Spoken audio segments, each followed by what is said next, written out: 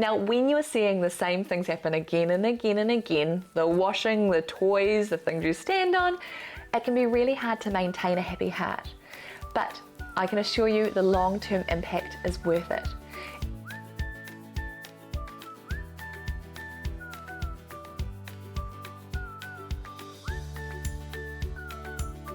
Welcome back to Demystifying Child's Play. I'm Ruth Burko and I'm here to help you understand the hidden patterns in play so you can support your child's development and strengthen your connection with them.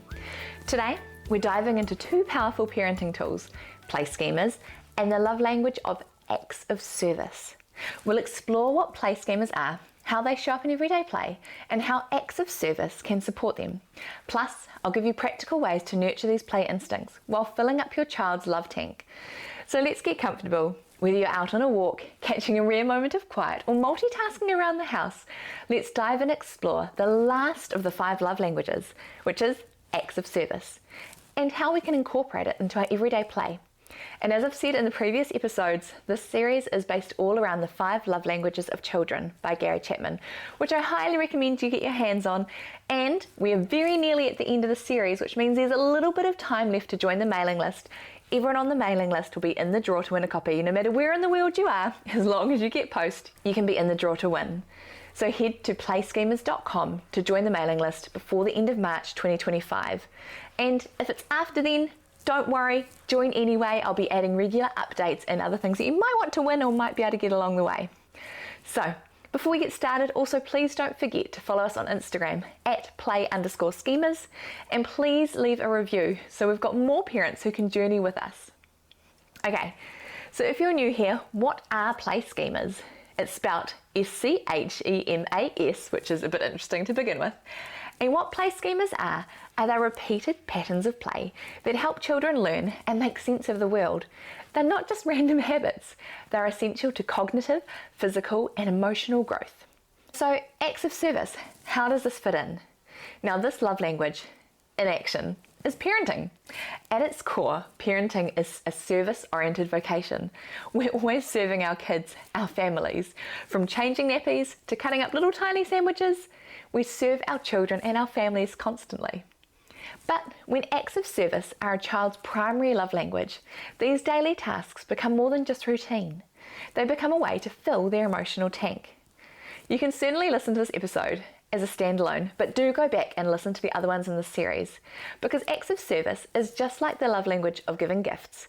It's not a love language that can just stand alone. It's a love language that has to be filling their tank alongside something else, so you're coupling them together to ensure it's truly meaningful. Generally, serving our children in the ins and outs of day-to-day life is just what we do, and we don't even think about it. But what if for your child it meant something more? For some kids, they don't even notice what you're doing behind the scenes, but other kids really do, and those are ones who acts of service really fills their love tank. And I have talked about reframing your mindset in other episodes before, and I'm going to say it again in this one. Once you understand the why behind something, it can be so much easier to find joy, or at least do a task without resentment.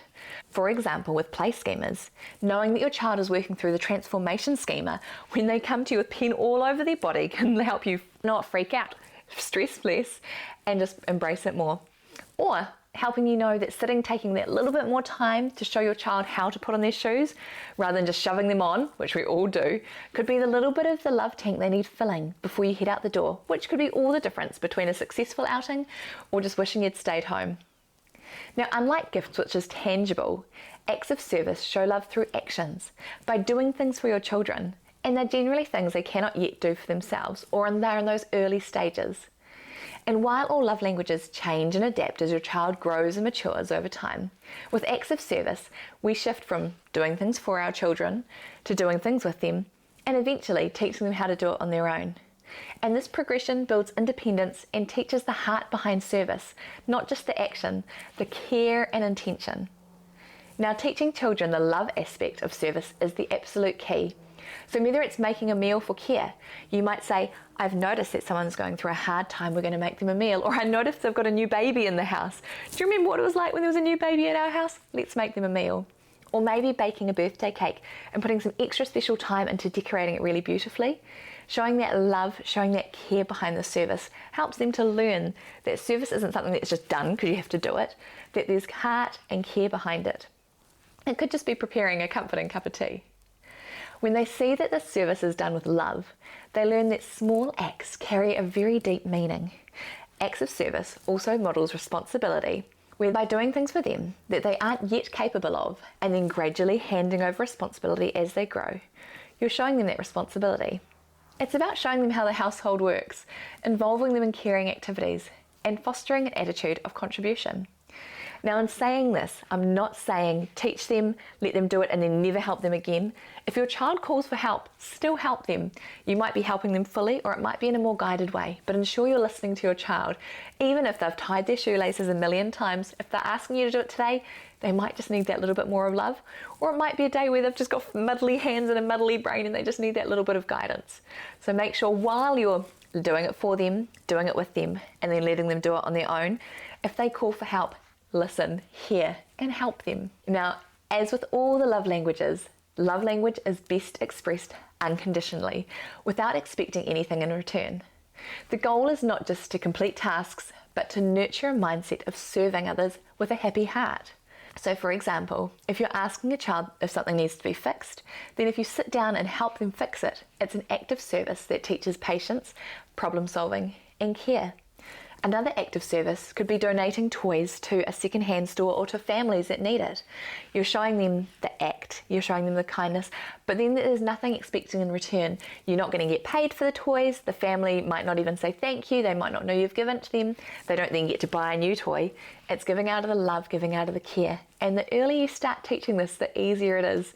I all know adults, sometimes myself included, it can be very hard to give things away that you're really tightly holding on to.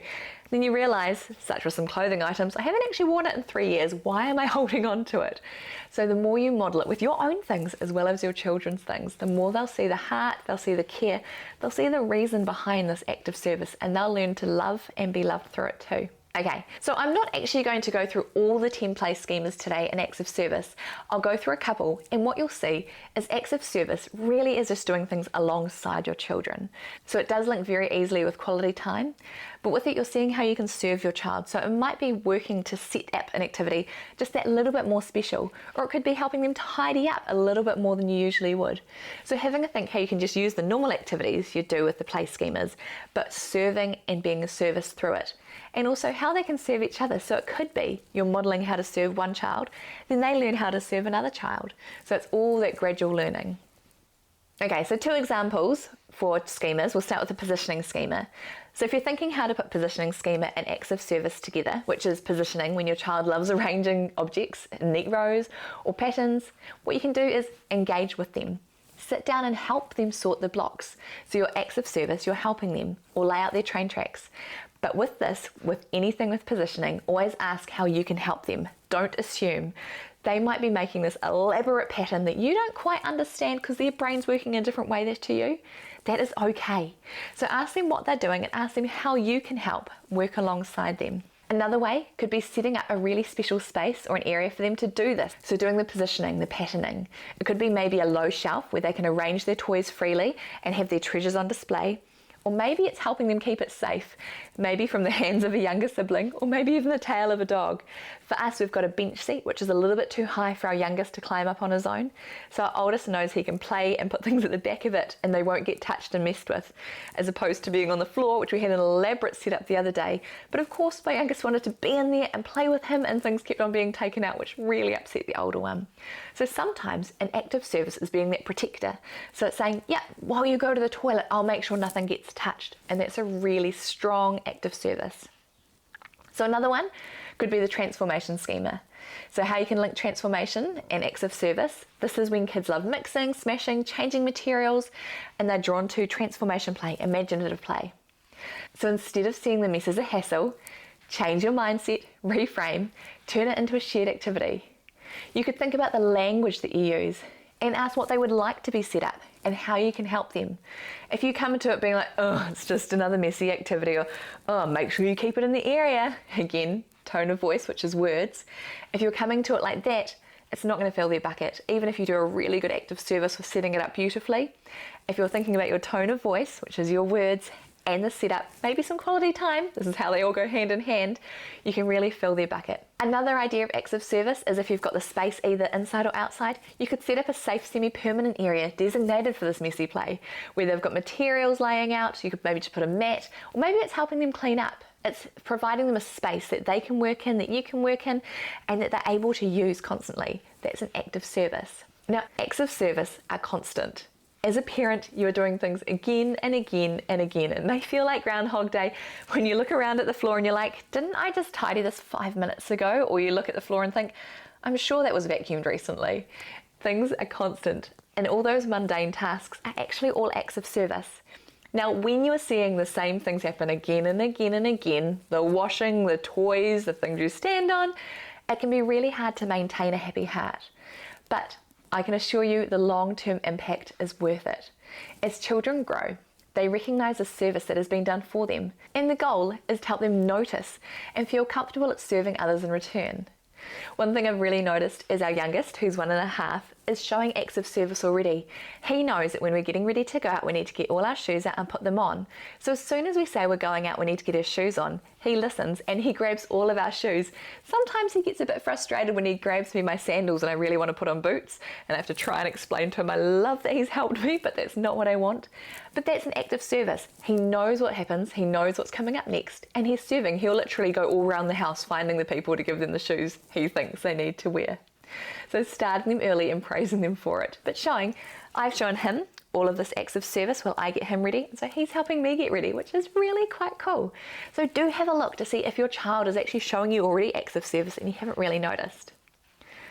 Okay, so as we wrap up this really quick episode, understanding play schemas really helps us see our child's play in fresh eyes, reducing frustration and strengthening connection. And so when we pair this with the knowledge of the love language acts of service, and as I've mentioned, all of the love languages, it really helps us show them love in ways that deeply resonate with our kids. And maybe, as I just said, have a look at how they're showing it return. Maybe you could be really frustrated that they're pulling all the shoes out and trying to follow you around, for example, but they're actually showing you love in the way that makes sense to them and the way that they can show love, because it's very different for a 1.5-year-old to show love than an adult to show love. So, if you have loved this episode, let's keep the conversation going. Follow me on Instagram, which is @play_schemas, SCHEMAS, for more play-based insights, and also check out the show notes at playschemas.com for links, resources, and ways to connect. And if you found this episode helpful, please take a moment to share it with another parent and rate and review.